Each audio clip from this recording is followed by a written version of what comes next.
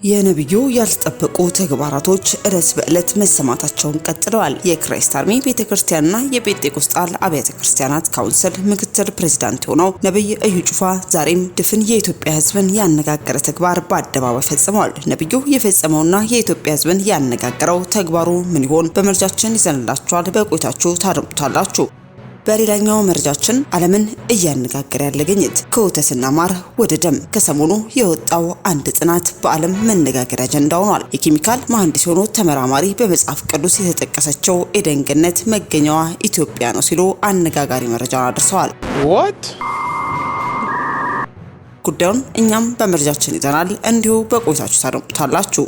በስተመጨረሻም የኢትዮጵያ ቃለ ሕይወት ቤተክርስቲያን አራት ሰዎችን ከቤተክርስቲያን አባልነት አገደች። ግለሰቦቹ በቤተክርስቲያኗ የአጥቢያ ማህተም በገዛ ፈቃዳቸው በማሳተምና በመጠቀም ቤተክርስቲያንን በማወክ የቤተክርስቲያኗን የላይኛውን የመዋቅርና ትዕዛዞችን አለመቀበልና ማህበራዊ ሚዲያን በመጠቀምም የቤተክርስቲያኗና የመሪዎችን ስም በማጠልሸት ስራ ላይ የቆዩ መሆናቸውን በማጋለጥም እነዚህ ግለሰቦችን የቤተክርስቲያኗ ዋና ጽሕፈት ቤትና ቀጠና መሪዎች ጋር ከ10 ጊዜ በላይ የተመቻቸ የእርቅ መድረኮችን ፈርሰዋል በማለትም የውሳኔ መግለጫቸውን አስተላልፈዋል። የውሳኔው መግለጫ ምን ይመስላል የሚለውን እኛም በመረጃችን አካተንላችኋል። እስከ መረጃው ፍጻሜ አብራችሁን ቆዩ።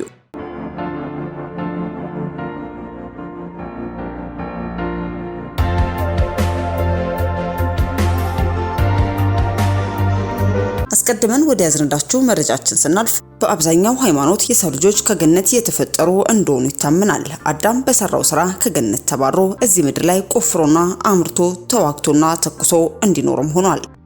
ለበርካታ ዓመታትም ሲያነጋግር የቆየ ነው። ግን ከሁሉ በላይ ኤደን ገነት የት ነበረች የሚለውም ነው። ገነት ምድር ላይ ናት ወይንስ በመንግስተ ሰማይ የሚለው አንድ መከራከሪያ ቢሆንም በአንዳንዶች ዘንድ ገነት ምድር ላይ ናት ተብሎም ይታሰባል። ዛሬ ላይ የቴክሳስ ሳይንቲስትም ይህን አጥርቼ አውቃለሁ ገነት ኢትዮጵያ ውስጥ ነች ሲሉም ተደምጧል። So, a question I've often been asked. Where was the location of the Garden of Eden? This right here might be the location of the Garden of Eden. Eden was a gigantic outdoor laboratory.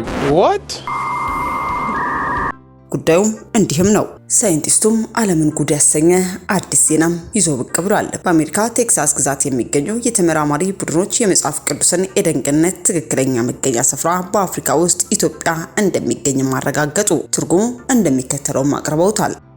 በመጽሐፍ ቅዱስ መሰረት የኤደን ገነት እግዚአብሔር አዳምን ሔዋንን ያስቀመጠበት ስፍራ ነበር። በመጽሐፍ ቅዱስ ላይ የተጠቀሱት ታላላቅ ወንዞች ማለትም ጊዮን፣ ኤፍራጥስ፣ ጤግሮስና ፒሶን ሲሆኑ ብዙ ምሁራን ጤግሮስና ኤፍራጥስ በዘመናዊቷ ኢራቅ ውስጥ ስለሚጓዙ ኤደን በዚያ አካባቢ መሆን አለባት ብለው ሲገምቱም ከርመዋል። ነገር ግን የቴክሳስ ምርምር መሪው መሐመድ ጃይዋድም የኬሚካል መሐንዲስ ሲሆን በምርምር ውጤቱ መሰረትም የኤደን ገነት በሰሜን ምዕራብ ኢትዮጵያ ለም በሆነው ባህር ዳር ብሎ አባይ በሚጀምርበት የጣና ሐይቅ ደቡባዊ ጫፍ አቅራቢያ እንደሆነ መረጋገጡን ይናገራል።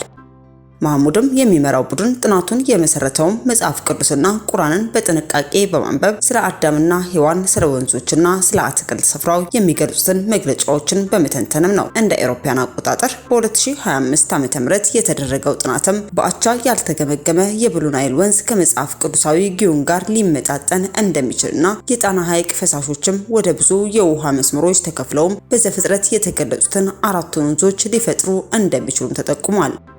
ቀደምት የሰው ልጅ ዝግመተ ለውጥ እንዲሁ በዚሁ ጽንሰ ሐሳብ ውስጥ ሚና ተጫውቷል። አዳም የሰው ልጅ መገኛ ነው ተብሎ በሚታሰበው በምስራቅ አፍሪካ ስምጥ ሸለቆ ውስጥ ከሆሞ ሃቢሊስ ዘግይቶ ከተገኘ የአውስትራሊያ ስምጥ ሸለቆ ሊሆን እንደሚችልም ሐሳቡንም አቅርቧል።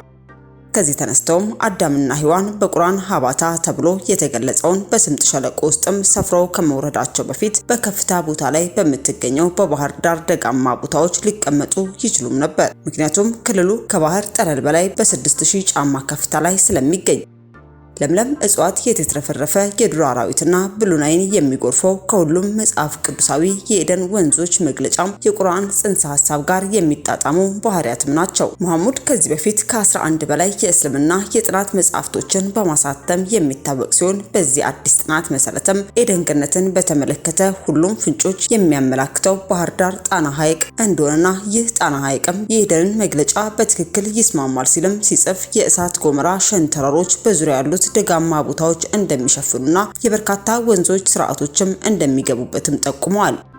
በመልሶ ግንባታው የጣና ሐይቅ ራሱ ኤደንን የሚወክል ሲሆን የኤደን ገነት ወዲያው ወደ ደቡብ ባህር ዳር ዙሪያ ከኤደን ምስራቃዊ በመጽሐፍ ቅዱሳዊ አገላለጽ ወንዙ ከሐይቁ የሚወጣበትም ነው። የኦሪት ዘፍጥረት መጽሐፍ አዳምና ሔዋን ከተባረሩ በኋላ ሰዎች ወደ ሕይወት ዛፍ እንዳይገቡ አምላክ በገነት መግቢያ ላይ ያስቀምጠውን የሚንበለበል ሰይፍም ይናገራል። የሕይወት ዛፍ የዘላለም ሕይወት የሚሰጥ ፍሬ ያለው እውነተኛ ዛፍ ነበር። አዳምና ሔዋን መልካምና ክፉን ከሚያስታውቀው ዛፍ በልተውም ኃጢአትን ከሰሩ በኋላ የሕይወትን ዛፍ እንዳይበሉና በወደቁበት ሁኔታ ለዘላለም እንዳይኖሩ ከኤደንም ተባረሩ። የጃይዋር ጥናትም የሚያብረቀርቅ ሰይፍ በኢትዮጵያ ደጋማ አካባቢዎች በጣና ሐይቅ ዙሪያ በሚገኙ የእሳተ ገሞራ ሸንተረሮች ሊወክል እንደሚችልም ተጠቁሟል። ሸለቆ በታሪካዊ ንቁ እሳተ ገሞራዎችም የተከበበ መሆኑን ከግምት ውስጥ በማስገባትም ንቁ የሆነ እሳተ ገሞራዎች በመጽሐፍ ቅዱስ ውስጥ የተጠቀሰውን የእሳት ሰይፍ መስራታቸው ይቻላል ሲሉም ተናግሯል። ጥናቱ በመጽሐፍ ቅዱስም ሆነ በቁርአን ላይ ያተኮረ ሲሆን እያንዳንዱም በምድር ላይ ያለን የአትክልት ስፍራም ለጻድቃን ከተዘጋጀው ዘላለማዊ ገነት የተለየ መሆኑን በመጥቀስም የክልሉ የአየር ጠባይ ለማፈርና የተትረፈረፈ የውሃ አቅርቦት ከረሃብ ከጥማትና ከአስጨናቂ ሙቀት የጸዳ ቦታ በቅዱሳን መጽሐፍት እንደሚያንጸባርቅም አመላክቷል። መሐመድ በቅርቡ ክልሉን የዳሰሰችውና ጓሮቹን በቀለማት ያሸበረቁ ትልቅ ሂቢስከስ እና ጥሩ መዓዛ ባላቸው ቁጥቋጦዎች የተሞሉም ናቸው የሚለውን የቨርጂኒያ ሞሬን ስራዎችን ጎላ አድርጎም ገልጿል። ወፎች በብዛት ይገኛሉ። ዘማሪ ወፎች፣ ሸንኮራ አድራጊዎች፣ ጎሽ ሸማኔዎች፣ ሮዝ ፈንቶች ከአበባ ወደ አበባ የሚበሩም ናቸው። ሞሬል እንዳለውም ጥቅጥቅ ያሉ የፓፒረስ ቁመቶች በጣና ሐይቅ የባህር ዳርቻ ላይም ይበቅላሉ። ባህር ዳር በደረቅ አየሯና በአበቦችና በአእዋፍ ችሎታም ኢትዮጵያ ውስጥ ወደ ገነት የመድረስ ያክል ቅርብም ነች። የወፎች ዝማሬ ነፍሱን በጃስሚን የዝንጅብል መዓዛ ያለው ንፋስም አካባቢውን በጣም ከፍ ያደርገዋል። የበለስና የማንጎ ዛፎች፣ ግራርና የውጭ ሀገር ባህር ዛፍ በአካባቢው ባለው የጥቁር አባይ ሳር ዳር ላይም ጥሩ ጥላም ይሰጣሉ። እነዚህ ዝርዝሮች መሐመድ ጃይዋይድ እንዳለውም ክልሉ በምድር ላይ ለገነት በጣም ቅርብ ቦታ እንደሚሆኑም ጠቁመዋል።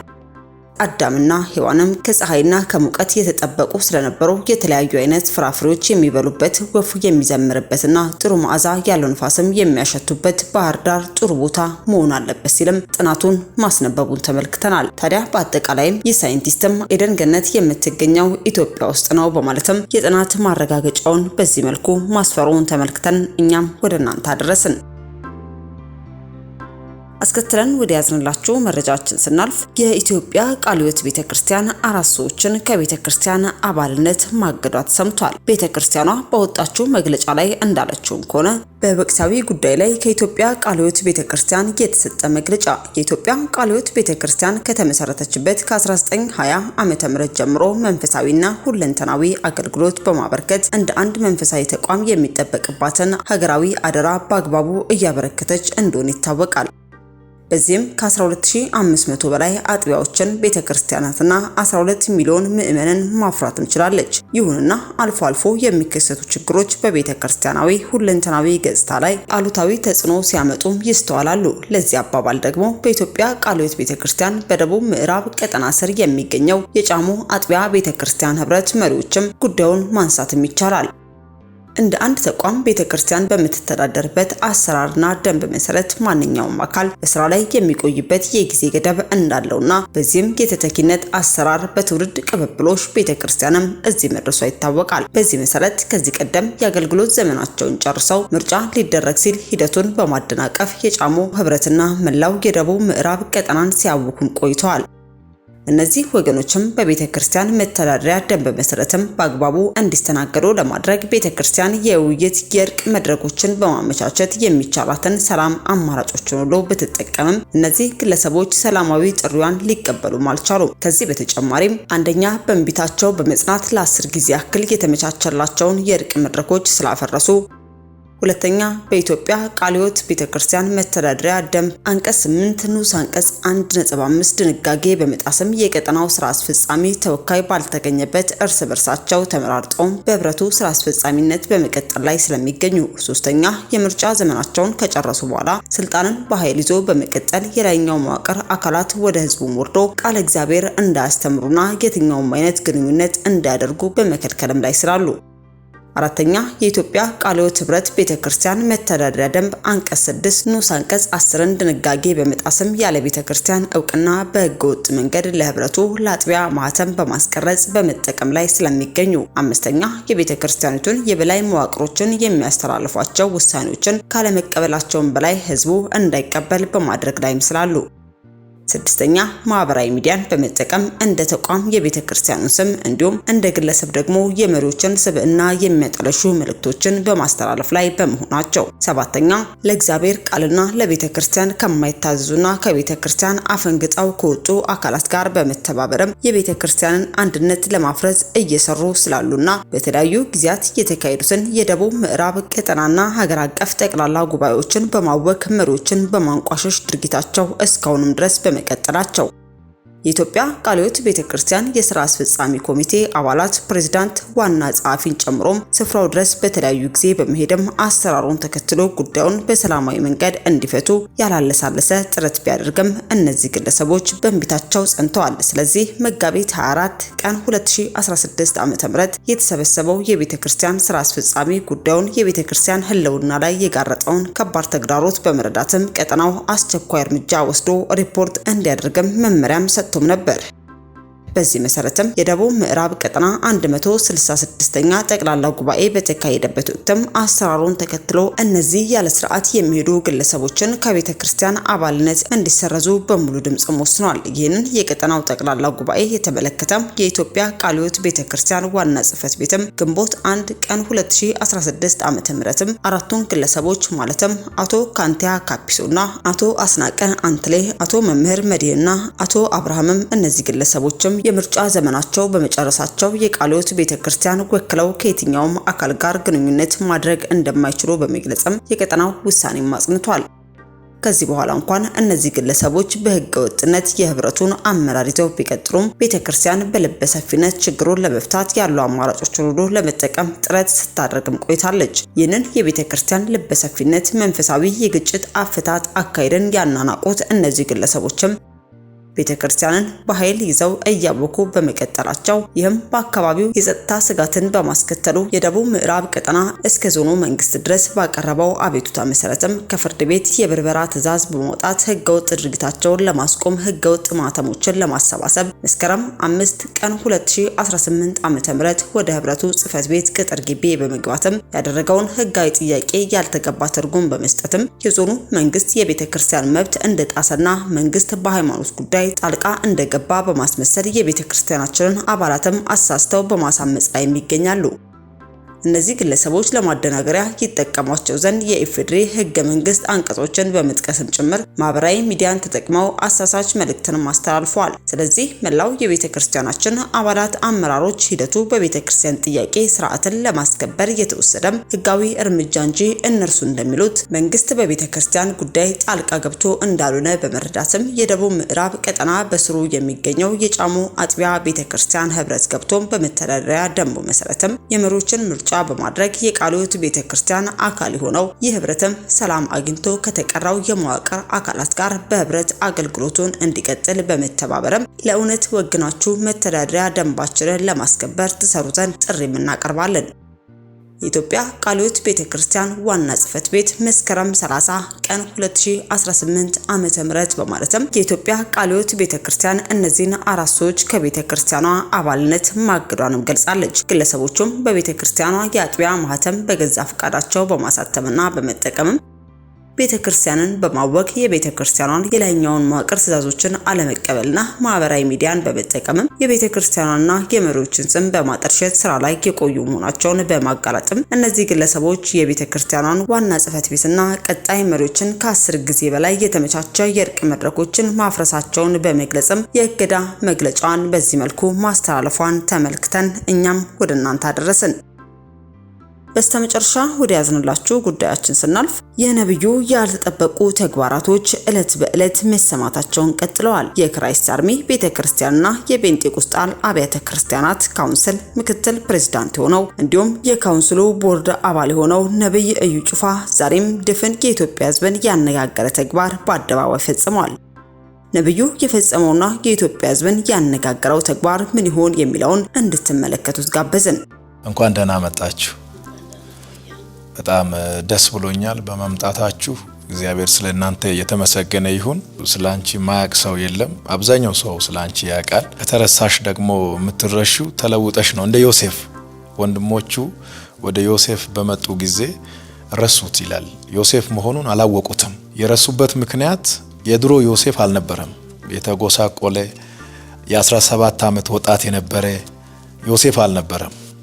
አንዳንድ ሰው አንሶ ደክሞ አርጅቶ ይረሳል። አንዳንድ ሰው ተለውጦ አድጎ በልጽጎ በአካልም በመንፈስም ከፍ ብሎ ይረሳል። ብዙዎች ከረሱ ሊረሱሽ የሚችሉት የድሮ መድኃኒት አይደለችም፣ በፍጹም እሷ ልትሆን አትችልም ብሎ ሊከራከሩ የሚችሉ ሰዎች አይጠፉም ብዬ አምናለሁኝ። ስለ መድኃኒት ያለውን ታሪክ ወይም መድኃኒትን በተመለከተ ከተፈወሰችበት ጊዜ ጀምሮ በመሃል የመሰከረችበት ምስክርነት አለ። በዚህ አመት ደግሞ ለ2018 ዓመተ ምህረት በተደረገው ምስክርነት ለአዲሱ አመት በሰጠችው ኢንተርቪው ላይ ከልጆቿ ጋር በጣም የሚገርም ምስክርነት ሰጥታለች። አስገራሚ ታሪክ ያላት ሰው ናት።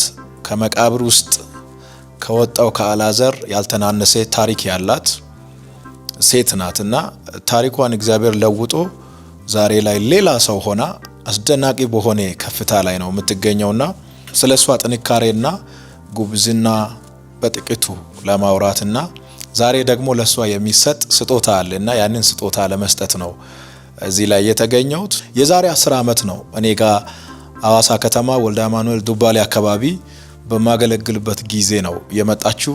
ከልጆቿ ጋር ነው የመጣችው። በሽተኛ ነበረች። ከፍተኛ ጭንቀትና ስትሬስ ውስጥ ነበረች።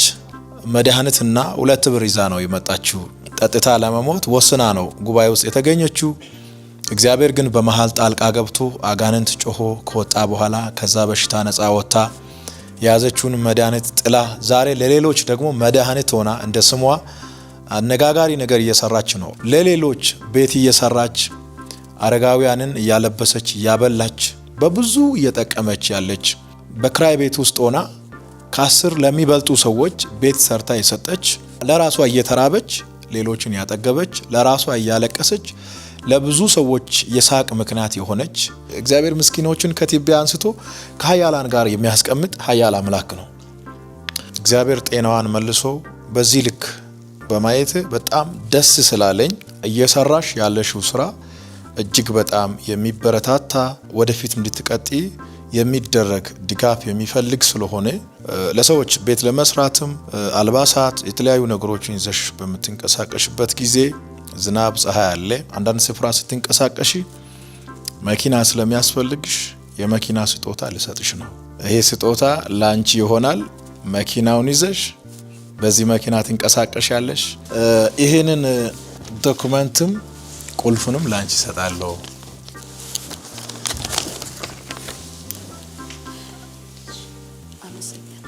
የተባረከ ይሁን።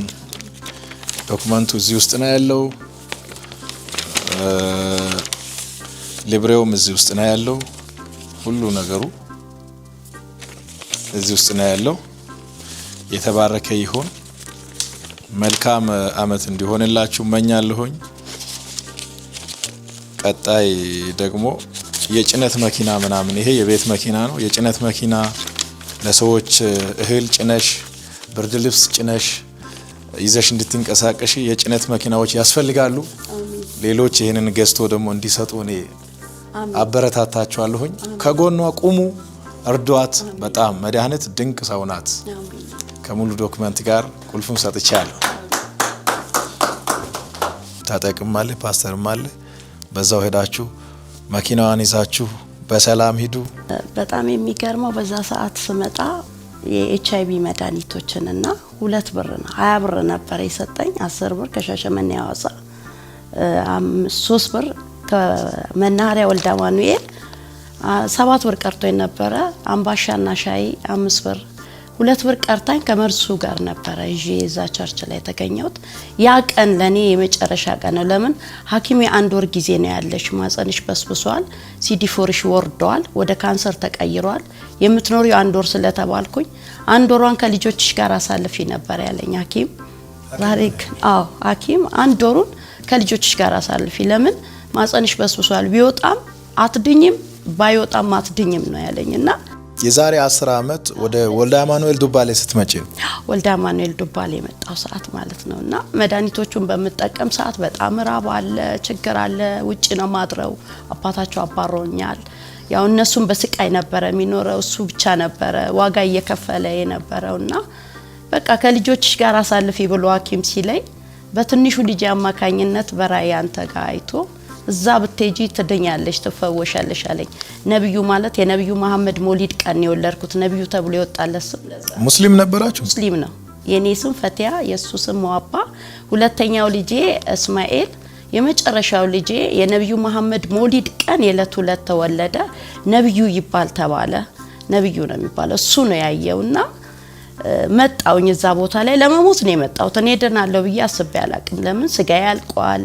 ጥርሴ ያልቋል ጤና የለኝም ታመማለው ሰው ርቆኛል እና በቃ ለመሞት መጣውኝ ግን የሞቴ ታሪክ ተቀየረ መድኃኒት ጠጥተሽ ለመሞት ነበር አይደል ይዘሽ ነው የገባሽው ይዤ ነው የገባሁት እጄ ገባው መድኃኒት የያዘ ሰው ያለው መድኃኒት የሚጠጣ መድኃኒት የተባለ በሚጠራ ሰዓት ተኝቼ ነበር ሰዎች ሲቀሰቅሱ ሰዎችን ሁሉ እሰድብ ነበር መጨረሻ ላይ ግን ራሴን መድረክ ላይ ነው ያገኘሁት እስከነ መርዙ እስከነ መድኃኒቴ እና ከዚህ በኋላ ካንሰርም የለም ኤችአይቪም የለም ማጸኒጥም የለም ነፃ ወጥተሻል ከዚህ በኋላ ትለመልም ያለሽ ትሰፊያለሽ አንቺ ለብዙዎች የመብቴ ሰው ትሆኛለሽ አልከኝ የዛኑ ቀን ሄድኩ ልጆቼን ይዤ ወደ ያኪም ቤቱ 7 ሐኪም ቤት ነው የተመረመርኩት ያንዱን ወረቀት ነው ይዤ መጣሁትና 7ቱም ጋር ተመረመርኩ ስቲል እስከ ዛሬ ኤችአይቪ የለም ኢቲ የለም እኔ ራስ ምታት ኪኒኒ ውጫላቅ ዋው የራስ ምታት ኪኒኒ 10 ዓመቴ ነው እግዚአብሔር ይመስገን ለኖርማል ሰው ታሪክሽ በጣም ሄቢ ስለሆነ ላይገባቸው ይችላል አንድ ወር እድሜ ብቻ ነው ያለሽ ይሄንን አንድ ወር ከልጆችሽ ጋር አሳልፊ የተባለች ሴት 10 ዓመት ጨርሳ አሁን ደግሞ ለሌሎች ቤት እየሰራች እየሰጠች ነው ራሷ ያቺ ሴት 11ኛ ቤት አሁን መስከረም 10 ላይ ነው ያስረከብኩት ለሌሎች እየሰጠች በጣም የሚገርም ነው 155 ህጻናቶች በአዋሳ ማበላቸው ማለብሳቸው ማጥባቸው አሉ እግዚአብሔር ይባርክሽ ልጆችሽ ይለምልሙ ክፉ አይንካቸው የምትሄጂበት መንገድ እንደ ጧት ብርሃን ይብራ እየጨመረ ይሂድ አሜን አትገኙ አሜን ከክብር ወደ ክብር ተለወጡ አሜን እግዚአብሔር ይባርካችሁ አሜን በጣም አመሰግናለሁ መኪናዋን አስረክቡ መልካም ጊዜ